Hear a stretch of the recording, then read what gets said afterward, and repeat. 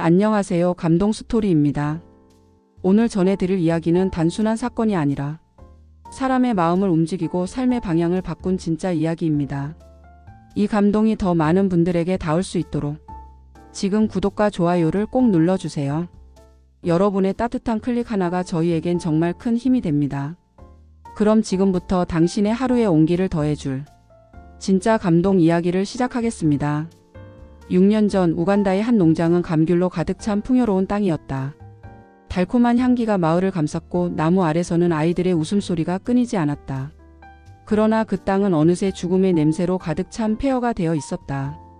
나무는 하나둘 썩어가고 땅은 검게 물들었으며 주민들은 하나둘씩 마을을 떠나고 있었다.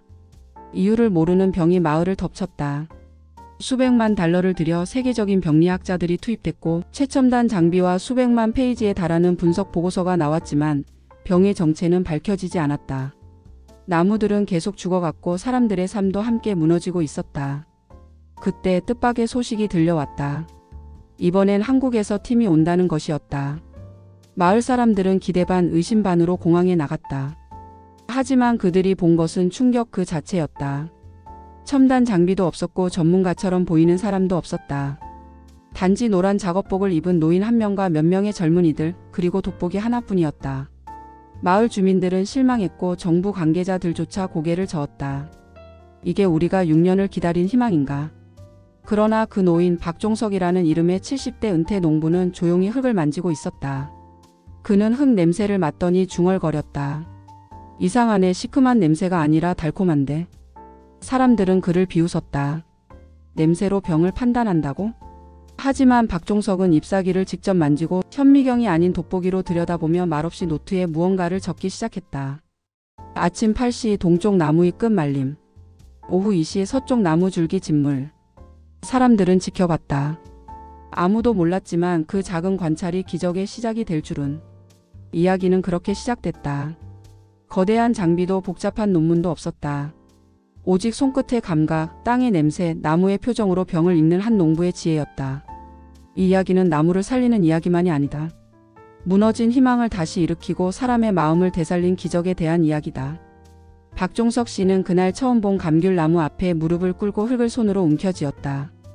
말도 없이 흙을 만지고 냄새를 맡았다. 마치 그 흙에게 말을 거는 듯 했다. 그는 중얼거렸다.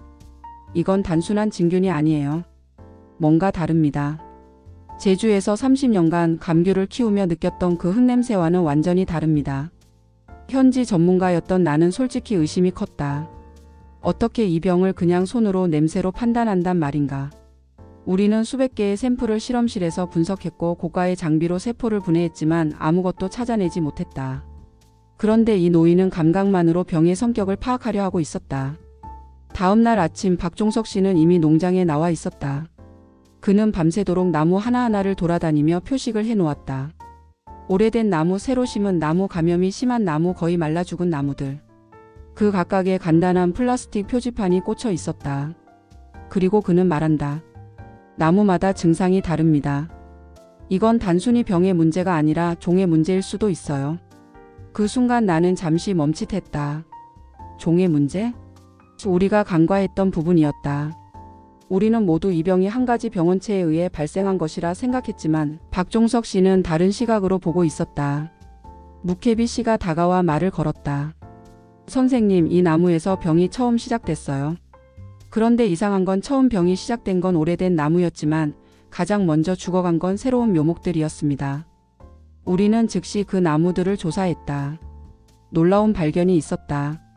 유럽에서 수입한 감귤 묘목의 세포벽이 현지 품종보다 얇고 약했다. 그 얇은 세포벽 사이로 진균이 빠르게 침투하고 있었다. 한국에서는 이와 비슷한 상황을 이미 겪은 적이 있다고 박종석 씨는 설명했다. 제주도에서 외래 감귤 품종을 들여왔다가 실패했던 사례. 그는 말했다. 외국 품종이 반드시 나쁜 건 아닙니다.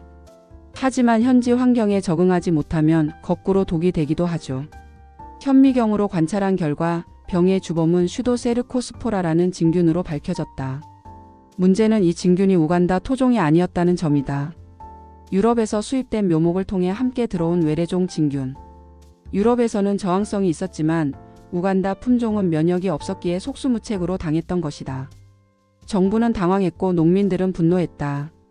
왜 우리에게 유럽 묘목을 강제로 심게 했느냐, 왜 우리가 시험용 대상이 되어야 했느냐는 불만이 터져나왔다. 정부 관계자들이 농장을 찾았지만 이미 농민들의 신뢰는 무너져 있었다. 그 와중에 박종석 씨는 담담하게 말했다. 이제부터가 진짜 시작입니다.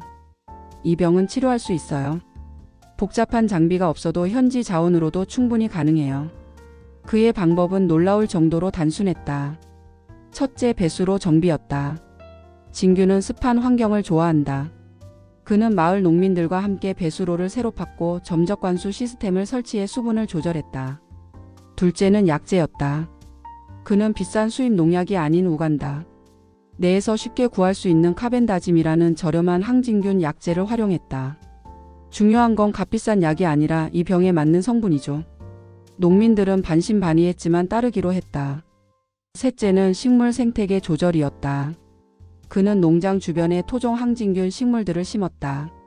잡초처럼 여겨졌던 그 식물들이 진균의 확산을 막는 천연 장벽이 된 것이다. 그리고 마지막으로 그는 발효 미생물을 활용한 천연 항진균제를 만들어 살포했다. 제주도의 할머니들이 썩은 과일과 풀이 섞인 발효액을 쓰던 방식이었다. 일주일이 지났을 때 믿을 수 없는 변화가 나타났다. 병들었던 나무들에서 새싹이 돋아나기 시작한 것이다. 정말 효과가 있어요. 농민들이 하나둘 놀라움 속에 소리쳤다. 진균의 활동이 현저히 줄었고 감귤 나무들이 꽃을 피우기 시작했다. 그러나 희망은 오래가지 않았다. 예상치 못한 우기가 시작되었고 하루 밤새 폭우가 쏟아지면서 농장은 다시 물바다가 되었다. 배수로는 붕괴됐고 점적관수 시스템은 무너졌다. 농민들은 절망했고 정부는 실패로 단정지으며 프로젝트 철수를 결정했다. 박사님, 이제 그만하세요. 우리에겐 더 이상 희망이 없어요. 무케비 씨의 말에 박종석 씨의 눈동자가 흔들렸다. 그는 잠시 침묵했고 결국 한국 본부로부터 철수 명령을 받았다. 모두가 끝났다고 생각했지만 공항에 도착하기 직전 그는 한 통의 문자를 받았다. 박 선생님, 저 혼자라도 계속 해보겠습니다. 그 문자 하나에 그는 발걸음을 돌렸다. 다시 농장으로 향했고 무케비 씨와 둘이서 작업을 시작했다. 박종석 씨는 전혀 다른 방식의 농사법을 제안했다. 우기를 적이 아니라 친구로 만들어 봅시다. 그는 저수지를 만들었고 자연 웅덩이를 연결해 수분을 저장하고 조절하는 시스템을 만들었다. 그리고 또 한 번 기적은 찾아왔다. 그 작은 시스템 아래에서 나무들이 다시 살아나기 시작했다. 이번엔 우기 속에서도 살아남았다. 진균은 습도 변화에 약했지만 그들은 물을 일정하게 유지하며 균을 억제할 수 있었다. 이 소식이 퍼지자 다른 농민들도 돌아왔다. 누구도 시키지 않았지만 모두 삽을 들고 나와 일했다. 그들은 이제 박종석 씨의 제자들이 되어 있었다. 한 달 후 시범 농장에서 감귤이 열리기 시작했고 6년 만에 처음으로 수확의 기쁨을 맛보았다. 정말 살아났어요. 이건 기적이에요. 그 기적은 곧 전국으로 퍼졌다. 농민들이 서로를 가르치며 기술을 전수했고 정부도 정책을 바꾸기 시작했다. 한국 농부 한 명의 지혜가 한 나라의 농업을 바꿔놓은 것이다. 그날 새벽 5시 무케비 씨에게서 다급한 전화가 걸려왔다. 박사님, 큰일 났어요. 농장으로 빨리 와주세요. 박종석 씨는 잠에서 벌떡 일어나 농장으로 향했다. 도착한 순간 그는 말을 잃었다.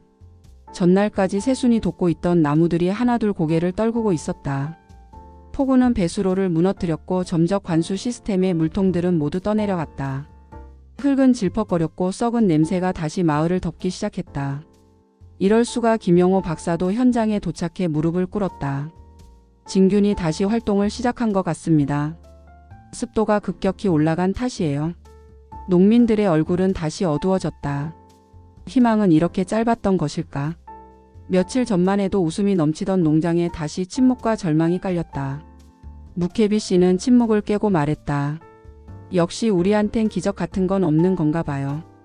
그의 눈빛엔 실망을 넘어 체념이 담겨 있었다. 정부 관계자들이 도착했다. 감사관들과 함께 온 농업부 차관은 냉정하게 상황을 물었다. 박사님, 이번 실패에 대해 어떻게 설명하시겠습니까? 그 순간 우간다 국영방송에 카메라가 등장했다. 기자는 무표정한 얼굴로 카메라를 응시하며 말했다. 한국 농업 기술이 우간다에서 참패했습니다. 농민들에게 희망을 줬지만 결국 실패로 끝난 이야기입니다. 박종석 씨는 조용히 입을 다물고 있었다. 묵혜비 씨마저 말했다. 선생님 감사했습니다. 하지만 이제 그만두세요. 우리에겐 더 이상 실망할 여유도 없습니다. 그날 밤 호텔 방에서 박종석 씨는 짐을 챙기고 있었다. 코피아 본부에서 철수 명령이 떨어졌고 그는 내일 첫 비행기로 한국으로 돌아가야 했다. 자신감으로 가득 차 있던 그의 어깨는 축 늘어져 있었다. 내가 너무 자만했나 봅니다. 그는 중얼거렸다. 제주도에서의 경험만 믿고 우간다를 너무 가볍게 생각했던 것 같아요. 그러던 중 휴대폰에 진동이 울렸다. 메시지 하나가 도착해 있었다. 박 선생님, 저 혼자라도 계속 해보겠습니다. 보낸 이는 묵혜비 씨였다. 그 메시지를 읽은 박종석 씨는 눈을 감았다가 다시 떴다. 그리고 조용히 말했다. 아직 끝난 게 아니야. 그는 곧바로 내게 전화를 걸었다. 로엘 박사님, 비행기 하루만 밀어주실 수 있을까요? 다음 날 박종석 씨는 다시 농장으로 향했다. 이번에는 장비도 사람도 없이 단 한 사람, 묵혜비 씨만이 그를 기다리고 있었다. 정말 다시 오셨네요. 묵혜비 씨는 놀라며 말했다. 사실 기대하지 않았습니다. 박종석 씨는 미소 지으며 그의 손을 잡았다. 당신이 기다리고 있다면 내가 어떻게 돌아갈 수 있겠습니까? 하지만 상황은 여전히 최악이었다. 폭우로 파괴된 배수로 떠내려간 장비들, 진균이 다시 퍼지고 있는 나무들. 인력도 예산도 없는 상태였다. 묵혜비 씨는 물었다. 어떻게 하시겠습니까? 박종석 씨는 조용히 흙을 들여다보며 말했다. 우기를 적이 아니라 친구로 만들어야 합니다. 우리는 지금까지 우기를 막으려 했죠. 하지만 이번엔 우기를 활용합시다.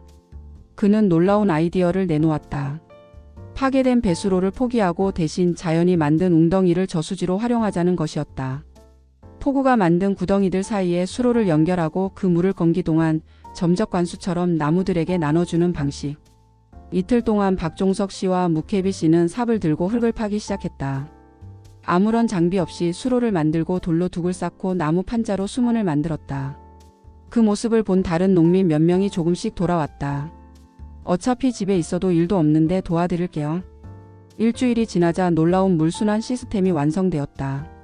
자연이 만든 저수지에서 나무 뿌리까지 이어지는 길고 긴 물길. 물은 더 이상 나무를 잠기게 하는 적이 아니라 생명을 주는 도구가 되었다. 그리고 박종석 씨는 제주에서 쓰던 마지막 비밀 병기를 꺼냈다. 천연 발효 농약, 썩은 과일, 식물, 현지 미생물을 섞어 만든 자연 항진균제였다. 그는 말했다. 이건 냄새는 지독하지만 진균 억제 효과는 아주 강력해요. 묵혜비 씨가 고개를 끄덕였다. 한번 믿어보겠습니다. 다시 일주일이 지났다. 그리고 또 한 번 기적이 찾아왔다. 병들었던 나무들이 시들지 않았다.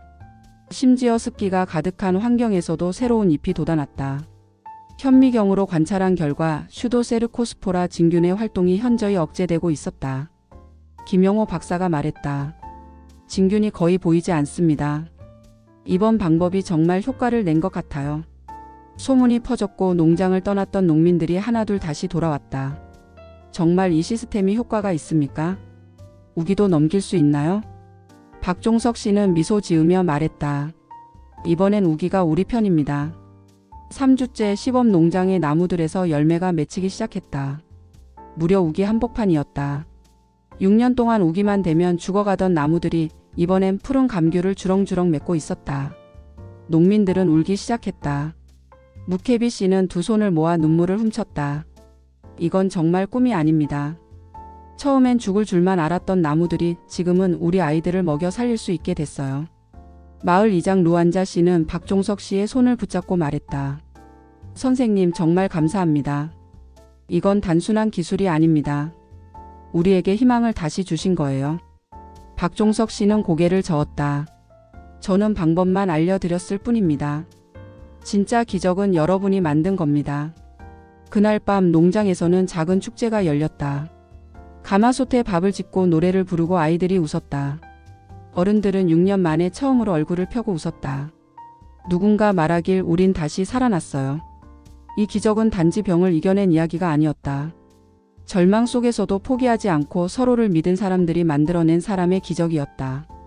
기적의 그날 이후 우간다 농장의 변화는 놀라운 속도로 퍼져나갔다. 박종석 씨와 묵케비 씨가 함께 만든 자연 저수지 시스템과 천연 항진균 농법은 순식간에 마을 사람들 사이에 입소문을 탔다. 그리고 불과 2달 후 시범 구역은 농장 전체로 확장됐다. 이번엔 정부의 지원 없이 농민들 스스로 삽을 들고 물을 나르고 식물을 심었다. 모두가 자발적으로 움직였다. 새벽부터 저녁까지 누가 시키지 않았는데도 일을 하고 있었다. 이제 우리 손으로 우리 농장을 지킬 수 있습니다. 농민들은 더 이상 외부 전문가를 기다리지 않았다. 그들은 이제 스스로 전문가가 되어 있었다. 정부도 다시 움직이기 시작했다. 우간다 농업부 장관 빈센트 키미로 씨가 직접 농장을 방문했다. 그는 박종석 씨 앞에서 깊이 고개를 숙였다. 박사님, 처음에 우리가 너무 성급했습니다. 지금이라도 당신의 방법을 전국으로 확대하고 싶습니다. 그러나 박종석 씨는 고개를 저으며 말했다. 장관님, 이제 저보다 더 중요한 사람들이 있습니다. 바로 이 농민들입니다. 제가 할 수 있는 일은 여기까지고 앞으로는 이분들이 서로를 가르치며 변화시켜야 합니다. 그 제안은 곧 현실이 되었다. 묵케비 씨가 중심이 된 농민교육 네트워크가 구성됐고 마을마다 박종석 씨의 방법을 직접 배운 농민들이 교사로 활동하기 시작했다. 그들은 이웃 농민들을 찾아가 수로를 만드는 법, 천연 농약을 발효하는 법, 우기를 활용하는 방법을 가르쳤다. 그리고 반년 후 우간다의 감귤 수확량은 2015년 이전 수준을 회복했다. 오히려 그보다 30% 이상 증가했다. 병에 대한 면역력을 갖춘 건강한 나무들이 다시 열매를 맺기 시작한 것이다. 수출량도 폭발적으로 증가했고 농민들의 소득은 2배 이상 늘어났다. WHO는 이 사례를 국제적 모범으로 인정했다. 우간다 모델이라 불리며 다른 아프리카 국가에도 전파되기 시작했다. 케냐, 탄자니아, 르완다에서 우간다 농민들을 초청해 박종석 씨의 방법을 전수받는 프로그램이 만들어졌다. 묵케비 씨는 이제 우간다 농민교육협회의 회장이 되었고 그는 매주 수십 명의 농민을 대상으로 강의를 열었다. 그가 만든 교육센터 한쪽 벽에는 박종석 씨의 사진과 함께 이런 문구가 적혀 있었다. 희망은 사람의 손끝에서 자란다. 나 역시 다시 한번 그 땅을 찾았다. 1년 전 죽음의 냄새가 가득하던 농장이 지금은 초록의 잎사귀와 주황빛 감귤로 가득했다. 마을 아이들의 웃음소리도 다시 돌아와 있었다. 묵케비 씨는 나를 반갑게 맞으며 말했다. 이제 우리는 두렵지 않아요. 우기가 와도 병이 다시 돌아와도 이젠 방법을 알거든요. 그리고 우리 스스로 해결할 수 있다는 걸 믿어요. 이 모든 기적의 중심에 있었던 박종석 씨는 지금 제주도의 자신의 밭으로 돌아가 조용히 농사를 짓고 있다. 나는 그를 찾았다. 선생님, 우간다에서의 당신 이야기가 전 세계에 퍼지고 있습니다. 그는 미소 지으며 고개를 저었다. 그건 제 이야기가 아닙니다. 그건 묵케비 씨와 그 농민들의 이야기예요. 전 그냥 그들이 포기하지 않도록 손을 잠깐 잡아준 것뿐입니다. 나는 그 순간 깨달았다. 진짜 변화는 기술이 아니라 사람에서 온다는 것을. 진짜 힘은 첨단 장비도 수십억의 예산도 아니라 누군가의 진심과 정성이라는 것을. 박종석 씨가 우간다에 남긴 건 감귤 재배법이 아니었다. 사람을 믿는 힘, 절망 속에서도 다시 일어서는 희망, 그리고 우리는 할 수 있다는 자립의 정신이었다. 2년이 지난 지금도 우간다의 농민들은 그 정신을 잊지 않고 있다. 농장을 스스로 돌보고 서로를 가르치고 주변 국가의 농민들에게까지 도움을 주고 있다. 그들은 자신들을 박종석의 제자들이라고 부르며 자부심을 갖고 있다. 이것이야말로 진짜 협력이다. 일방적인 기술 이전이 아니라 마음과 마음이 연결되어 함께 자라는 성장. 그리고 한국이라는 나라가 세계에 전할 수 있는 가장 아름다운 선물. 한 명의 은퇴한 농부가 만든 기적, 그 기적은 지금도 조용히 그러나 확실하게 세계를 바꾸고 있다. 오늘 이야기 어떠셨나요? 우간다의 작은 마을에서 시작된 기적은 단지 감귤 나무를 살린 사건이 아니었습니다. 그건 우리가 잊고 살던 무언가를 다시 일깨워준 이야기였죠. 포기하고 싶었던 순간에도 끝까지 나무 곁을 지킨 농부, 절망을 견디며 다시 희망의 씨앗을 심은 사람들, 그리고 첨단 기술 대신 손끝의 감각과 마음으로 문제를 해결하려 했던 한 명의 한국 농부. 그가 보여준 건 대단한 기술이 아니라 사람과 자연을 향한 진심이었습니다. 기적은 멀리 있는 게 아니었습니다. 진심과 정성, 포기하지 않는 그 마음이 기적을 만든 것입니다.